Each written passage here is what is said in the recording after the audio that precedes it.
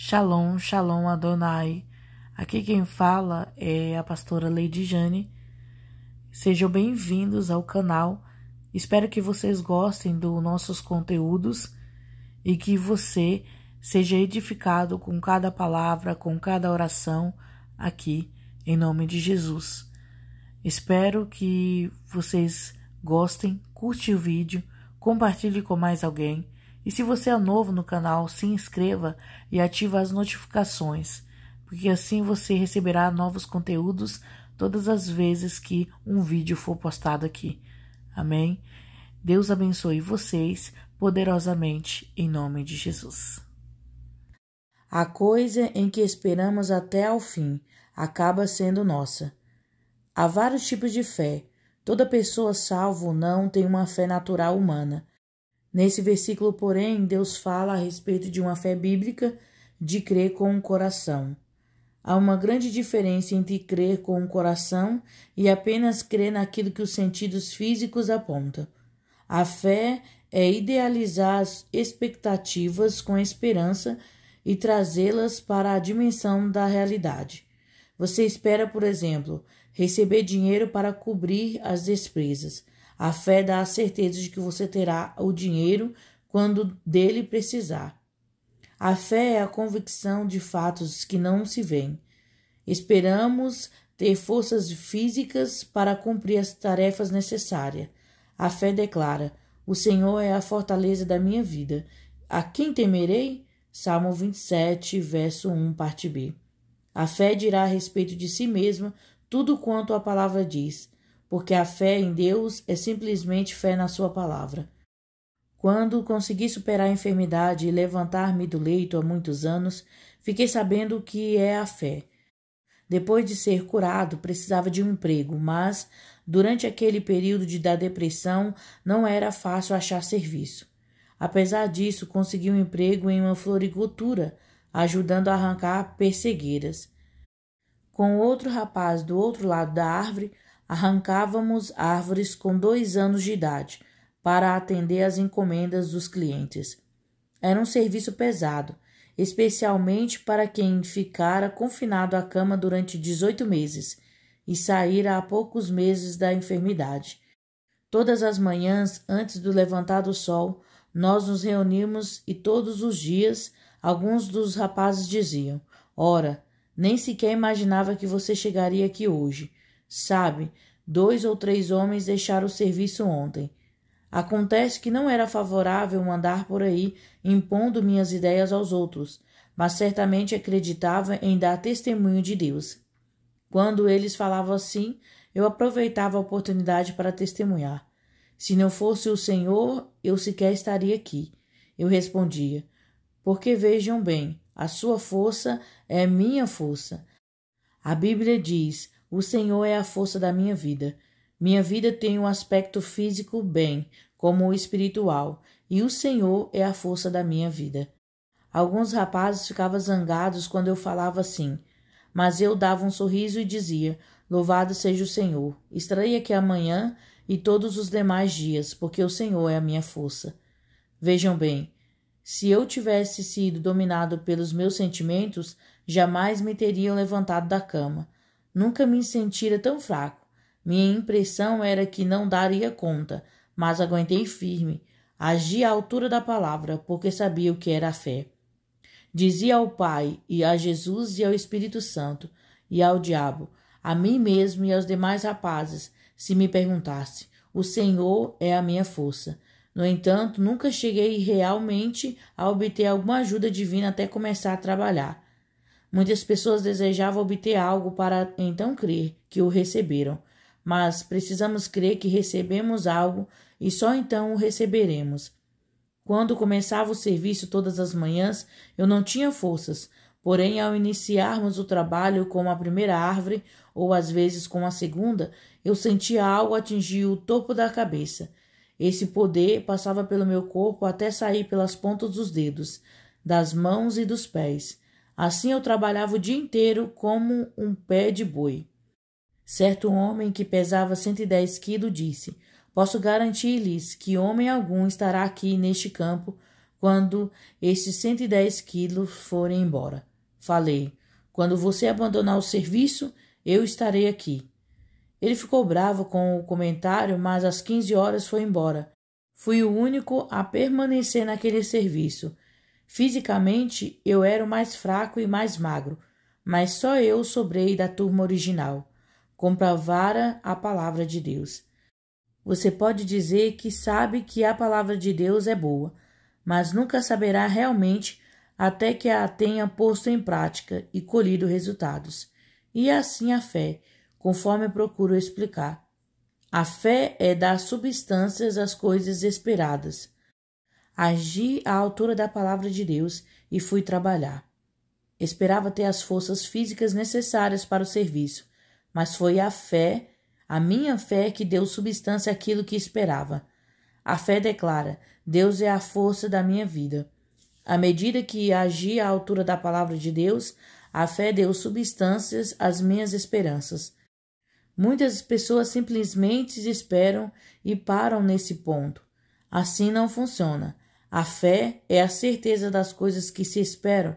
Se você disser: espero que Deus tenha ouvido a minha oração, e só fazer isso, ele não ouvirá e não haverá resposta. Sua fé, porém, poderá dar substância à resposta da oração e o fará mesmo. Lembre-se do seguinte: a esperança afirma: vou recebê-lo algum dia. A fé diz: já o possuo agora. John Wesley disse: o diabo deu à igreja um substituto para a fé que parece e soa tão semelhante a ela que algumas pessoas não percebem a diferença. Chama-se assentimento mental. Muitas pessoas percebem aquilo que a palavra de Deus declara e concordam que é a verdade, mas é apenas com a mente que concordam. Isso não realizará a tarefa. É a fé no coração que recebe a parte de Deus. Note que a Bíblia diz: porque com o coração se crê. Romanos 10, verso 10, parte A. Jesus disse em Marcos 11, verso 23: porque em verdade vos digo que se alguém disser a este monte: erga-te e lança-te no mar, e não duvidar no seu coração, não há referência à cabeça, mas crer no coração, que se fará o que diz, assim será com ele. Talvez você pergunte: como posso perceber se tenho fé no coração ou se estou apenas concordando com a minha cabeça? Quando se trata de mero assentimento ou anuência mental, diz: sei que a palavra de Deus é a verdade. Sei que Deus promete a cura ou o Espírito Santo, mas por alguma razão não consigo e não compreendo o porquê. O texto em estudo declara que a fé é a convicção de fatos que não se veem. Quem não orou com verdadeira fé no coração talvez diga: não vejo aquilo que pedi em oração, de modo que o pedido não foi atendido. Se o pedido tivesse sido atendido e você o tivesse em suas mãos, não precisaria crer, pois saberiam. Você precisa dar o primeiro passo e crer antes de ver. Muitos preferem ver para crer, precisando o fato já ter ocorrido para acreditarem. Mas nós partimos do princípio de que a palavra de Deus primeiro determina, e então o fato se materializa. Note o que Jesus disse em Marcos 11, verso 24. Tudo quanto em oração pedides, crede que recebestes, e será assim convosco. Agora note que o receber vem depois de pedir. A maioria das pessoas quer inverter a ordem daquilo. No entanto, Jesus disse: segundo a linhagem dos nossos dias, você precisa crer que já o tem antes de poder recebê-lo. Nunca consegui receber a cura para o meu corpo sem primeiramente crer que a receberia. Mesmo assim, enquanto todos os sintomas do meu corpo clamavam: você não recebeu a cura, eu simplesmente respondi à minha carne. A Bíblia diz: seja Deus verdadeiro e todo homem mentiroso. Se, portanto, você disse que não estou curado, você é mentiroso. A palavra de Deus diz o contrário. Quando ajo assim, tenho resultados 100% favoráveis. Pela proposição inversa, se alguém fica sentado com gemidos, suspiros, queixumes e reclamações e esperando que algo aconteça, esperando até poder detectar que todo sintoma se foi, e a totalidade da sua carne está de conformidade com a sua fé, antes de começar a crer em Deus, está em péssimo estado e nunca irá muito longe. Tomé disse: se eu não vir nas suas mãos o sinal dos cravos, e ali não puser o dedo, e não puser a mão do seu lado, de modo algum acreditarei. João 20, verso 25, parte B. Então, quando Jesus apareceu, Tomé disse: Senhor meu e Deus meu, verso 28. Jesus lhe disse: por que me vistes, crestes? João 20, verso 29, parte A. Em outras palavras, Tomé não estava crendo na mesma forma que você e eu cremos na ressurreição de Jesus. Ele creu porque o viu com seus olhos físicos. Nós cremos porque a palavra de Deus diz que é assim. Algumas pessoas perdem a bênção sem saberem como. Dizem: bem, creio na cura divina, porque vi fulano curado. Não é por isso que eu creio na cura divina. Creio nela porque a palavra de Deus a declara. Semelhantemente, não é porque algumas pessoas acreditam em outras línguas e as falam que eu creio nas línguas. Creio naquilo que a Bíblia diz, não naquilo que vejo e ouço. Minha fé não se firma naquilo que vejo e ouço, mas naquilo que Deus diz. Quando levamos nossa fé até aquele ponto, estamos certos em ordem e assim há resultados. Tomé disse com efeito: não acreditarei até ver. Jesus respondeu: porque me vistes, crestes? Bem-aventurados os que não viram e creram. João 20, verso 29. São estes que recebem a bênção. Compare agora a fé que tinha Tomé com a de Adrão.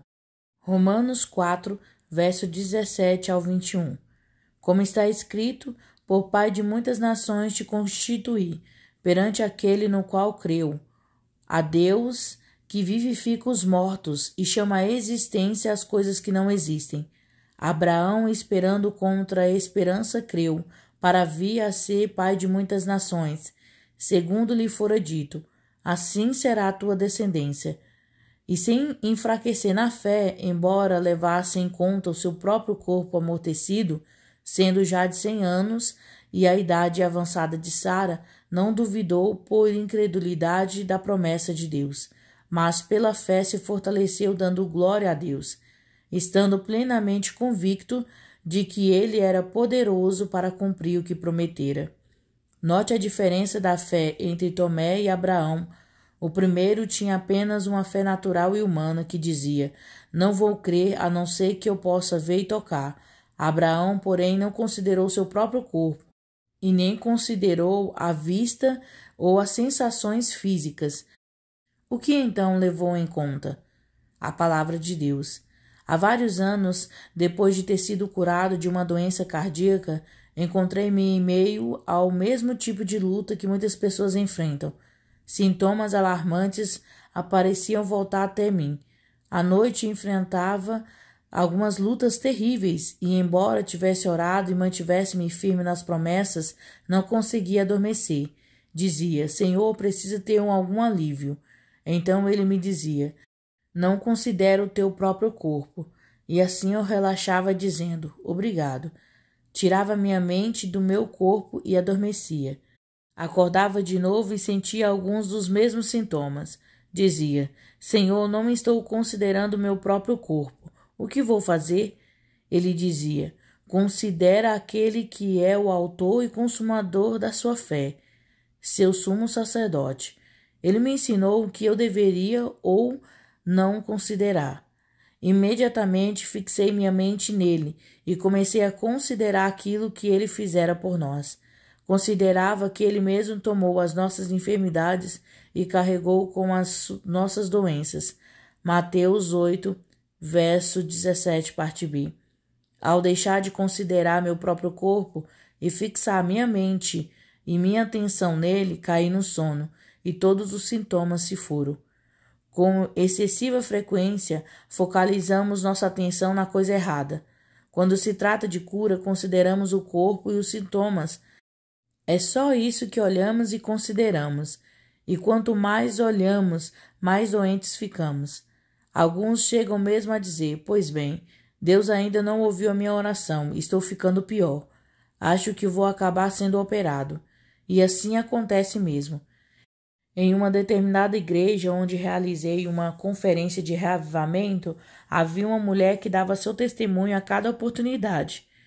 E no fim de cada testemunho dizia: orem por mim, creio que estou com câncer. Finalmente o pastor achou que era demais, e quando ela chegou ao fim, ele levantou-se e disse: está certo, irmã, continue crendo assim e vai ficar com câncer, porque Jesus disse: faça-se-vos conforme a vossa fé. Mateus 9, verso 29, parte B. Algumas pessoas dizem: irmão Reagan, ore por mim. Creio que estou ficando gripado. Não teria proveito a minha oração, porque se creem que estão ficando doentes, vão ficar doentes. Faça-se-vos conforme a vossa fé.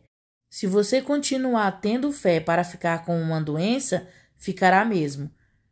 Não considere nem veja a coisa errada. Algumas pessoas captam apenas a parte do que estou dizendo. Acham que estou ensinando como a ciência cristã, mandando negar a existência de todos os sintomas e continuar vivendo como se eles não fossem reais. Há, porém, muita diferença entre os meus ensinos e as trevas noturnas. Conforme disse certo médico, não se trata de ciência cristã, trata-se do bom senso cristão. Não negamos a existência dos sintomas, pois são reais. Certamente a dor é real, o pecado também, o diabo é real. Entretanto, note o que a palavra de Deus afirma. Abraão não considerou o próprio corpo. Não considere, pois, seu próprio corpo, mas olhe para Jesus, nosso sumo sacerdote, o autor e consumador da nossa fé. Focalize a sua atenção naquilo que o Senhor Jesus tem feito e está fazendo por você, porque Ele é nosso sumo sacerdote. O Mestre está fazendo algo em seu favor agora mesmo. Ele está lá em cima, ao lado do trono de Deus, intercedendo por você. Hebreus 4, verso 14, diz: tendo, pois, a Jesus, o Filho de Deus, como grande sumo sacerdote, que penetrou os céus, conservemos firmes a nossa confissão. Quero que você note o seguinte: tendo, pois, o grande sumo sacerdote, ou se você achar mais claro, é esta a razão porque devemos conservar firme a nossa confissão, porque temos tão grande sumo sacerdote. Ao verificar a palavra grega, que significa confissão, descobri que ela quer dizer: conservemos firmes o dizer as mesmas coisas. Jesus está lá em cima, representa-nos no trono de Deus e está dizendo: tomei o lugar deles, morri por eles como seu substituto. Ele tornou-se o meu substituto, tomou sobre si os meus pecados, levou as minhas enfermidades, carregou as minhas doenças, morreu por mim, ressuscitou dentre os mortos em meu favor. Por mim ele ascendeu às alturas e está lá em cima agora mesmo, dizendo: assim fiz em favor dele. Devemos ficar firmes dizendo a mesma coisa aqui embaixo. Focalize a sua atenção nas coisas certas e não em você mesmo. Provérbios 4, verso 20 ao 22 diz: filho meu, atenta para as minhas palavras, aos meus ensinamentos inclina os ouvidos. Não os deixe apartar-se dos teus olhos, guarda-os no mais íntimo do teu coração, porque são vida para quem os acha e saúde para o seu corpo. Muitas pessoas fracassam porque se veem como fracassos. Houve um ponto crucial em minha vida quando entendi o texto bíblico citado pela primeira vez. Até aquele momento, eu sempre me retratava como morto. Via todos os pormenores do acontecido. Mas, depois de ler esses versículos, conseguia ver-me com saúde, com vida, fazendo coisas que nunca fizera antes, por causa do estado do meu coração. Sabia que Deus me vocacionara para pregar e podia retratar a mim mesmo pregando. Comecei a me preparar para isso. Pedi um bloco de papel e lápis, peguei a minha Bíblia e comecei a preparar sermões. Não tinha qualidade suficiente para serem pregados. Apenas um deles chegou a ser pregado alguma vez, mas eu me preparava. Muitas pessoas fracassam porque se preparam para o fracasso. Note o que ele diz: não os deixes, minha palavra e meus ensinamentos, apartar-se dos teus olhos. Agora pense um pouco. Você não sabe que, conforme a palavra diz em Mateus 8, verso 17, que Jesus tomou as suas enfermidades e carregou as suas doenças? Se você não deixar aquela palavra apartar-se dos seus olhos forçosamente, se verá sem enfermidade e sem doenças? Você se verá com saúde. Se não se ver sem enfermidade e sem doença, se não se ver com saúde, então aquela palavra apartou-se dos seus olhos. E embora queira tomar sua palavra válida em sua vida, ele não pode, porque você não está agindo à altura da sua palavra. Para mim, é difícil seguir o raciocínio de algumas pessoas, as quais dizem que Deus vai fazer alguma coisa por elas sem que faça aquilo que a palavra ordena. Ele não a fará. Deus não pode fazer tal coisa. Mesmo querendo, ele não pode. Veja bem, se ele fizesse, estaria violando a sua palavra e fazendo o papel de mentiroso. A Bíblia diz que Deus não pode mentir. Você não percebe no texto de Provérbios que Deus lhe dá orientação para tomar o seu remédio? Tome o segundo, manda a receita. No versículo 22, o Senhor diz: porque meus ensinamentos e minhas palavras são vida para quem os acha e saúde para o seu corpo. A palavra hebraica traduzida como saúde também é a palavra para remédio. Em outras palavras, minhas palavras são remédios para o seu corpo. Os versículos anteriores, verso 20 e 21, oferecem as instruções para tomar o remédio. Deus tem remédio para oferecer? Sim, graças a Ele. Suas palavras são vida para quem as acha e remédio para o seu corpo.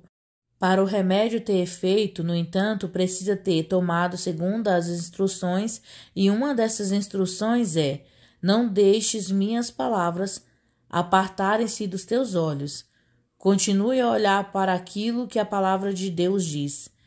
Se a palavra de Deus afirma que ele escutou e atendeu a sua oração, e se aquela palavra não se apartou dos seus olhos, logo você vai conseguir aquilo que pediu em oração. Muitas pessoas são derrotadas em sua vida de oração porque não se veem com a resposta. Apenas veem tudo ficando pior. Olham para as coisas erradas de modo que andam na incredulidade e destrói os efeitos das suas orações. Fixe em sua mente na resposta. Afirme constantemente, mesmo com a convicção contrária, que Deus ouviu a sua oração, porque assim diz a palavra. Quando você não deixa as palavras dele apartarem-se dos seus olhos, você obtém resultados. Tudo isso concorda com as palavras de Jesus. Por isso vos digo que tudo quanto em oração perdides, credes que recebestes, e será assim convosco. Marcos 11, verso 24. Você precisa crer antes de receber. Alguns dizem: não vou crer em coisa alguma que não posso ver. Mesmo no âmbito físico ou natural, cremos em muitas coisas que não podemos ver. Os habitantes do mundo inteiro ficaram preocupados com algo que não podia ver, quando estava sendo explodidas bombas que soltavam matéria radioativa na atmosfera. Não conseguimos vê-la nem senti-la, mas se tratava de um poder destruidor. Os cientistas acreditam em muitas coisas que não podem ver. Apesar disso, alguns consideram que é ridículo quando Deus nos conclama a crer naquilo que não se pode ver. Assim, como as pessoas ficam alarmadas por causa da radioatividade deste mundo e acreditam nela sem poderem vê-la ou tocá-la, creio naquilo que a palavra de Deus diz a respeito do Espírito Santo, o poder invisível de Deus, independentemente se posso ou não tocá-lo ou vê-lo. Algumas das curas mais poderosas que já ocorreram em nossos avivamentos foram realizadas quando não senti coisa alguma. Coisas maravilhosas já aconteceram quando o culto parecia frio e morto. Os sentidos não têm a ver com o assunto. Deus e o seu poder estão presentes. Não baseio a minha fé naquilo que sinto. Fundamento-a naquilo que Deus tem dito. Seja a vossa vida sem avareza. Contentai-vos com as coisas que tendes, porque ele tem dito: De maneira alguma te deixarei e nunca jamais te abandonarei. Assim afirmemos confiantemente: o Senhor é meu auxílio e não temerei. Que me poderá fazer o homem? Hebreus 13, versos 5 ao 6. É isso que você está dizendo? Você está declarando com ousadia: o Senhor é o meu auxílio? Algumas pessoas dizem, no entanto: pois bem, o Senhor abandonou-me, ore por mim, já não tenho o ânimo que tinha antes. Seus sentimentos absolutamente nada têm a ver com isso. O Senhor já declarou que nunca o abandonará. Alguns dizem: pois bem, não sei se vou chegar até lá ou não, espero que sim. Orem todos por mim, para que eu aguente ser fiel até o fim. Não é isso que ele nos mandou afirmar? Muitos declaram confiantes: estou derrotado, arruinado. O diabo conseguiu amarrar-me. Mas não há texto bíblico que nos mande fazer semelhante afirmação. Ele disse: nunca deixarei você e nem o abandonarei, a fim de que você possa afirmar com confiança: o Senhor é o meu auxílio. Ora, deixe de falar a coisa errada e comece a falar a certa. Diga: o Senhor é meu auxílio. É mesmo? Diga: o Senhor é aquele que me sara. É mesmo? Diga: ele tomou as minhas enfermidades e carregou as minhas doenças. Não é verdade? Continue falando a respeito da coisa certa. Creia nisso. O que derrota as pessoas é simplesmente pensar de modo errado e crer e falar erroneamente. Entenda que o diabo não pode derrotá-lo, mas você pode derrotar a si mesmo. Ou, se Satanás o fizer, será porque você assim permitiu. Trata-se do consentimento da ignorância. Deus nos deu a sua palavra para endireitar nossos pensamentos, a fim de que nossa crença seja correta. Estando correta nossa maneira de pensar e de crer, nosso modo de conversar seja certo. O Senhor é nosso auxílio e nossa fortaleza. A fé genuína na palavra de Deus diz: se Deus declara que é assim, então é assim. Se ela diz: pelas suas pisaduras fomos sarados, Isaías 53, verso 5, parte C, logo estamos sarados. Se afirma que Deus suprirá todas as minhas necessidades, Ele as supre. Se diz: Ele é a fortaleza da minha vida, é isso que Ele é. Em outras palavras, a genuína fé em Deus fala a respeito de nós simplesmente aquilo que a palavra diz. Louvado seja Deus, porque possuo aquilo que a palavra de Deus diz. Se Deus diz que sou forte, eu sou. Se Ele diz que estou curado, eu estou. Se Ele diz que se importa comigo, confio nisso. Por isso, com singeleza e quietude, repouso na palavra. Ela diz, portanto: nós, porém, que cremos, entramos no descanso. Hebreus 4, verso 3, parte A. Creio e por isso afirmo-me calmamente nela, sem levar em conta as evidências que satisfariam o aspecto físico ou natural. A verdadeira fé é edificada na palavra. Medite nela, pesquise-a profundamente, alimente-se dela, então a palavra vai se tornar parte de você. Assim como o alimento natural torna-se parte do seu corpo físico quando você come. Aquilo que o alimento natural é para o homem físico, a palavra de Deus é para o homem espiritual. A palavra colocará em você, no verdadeiro eu, no homem interior, confiança e certeza. A fé é pelo ouvir e o ouvir pela palavra de Deus. Romanos 10, verso 17. Amém?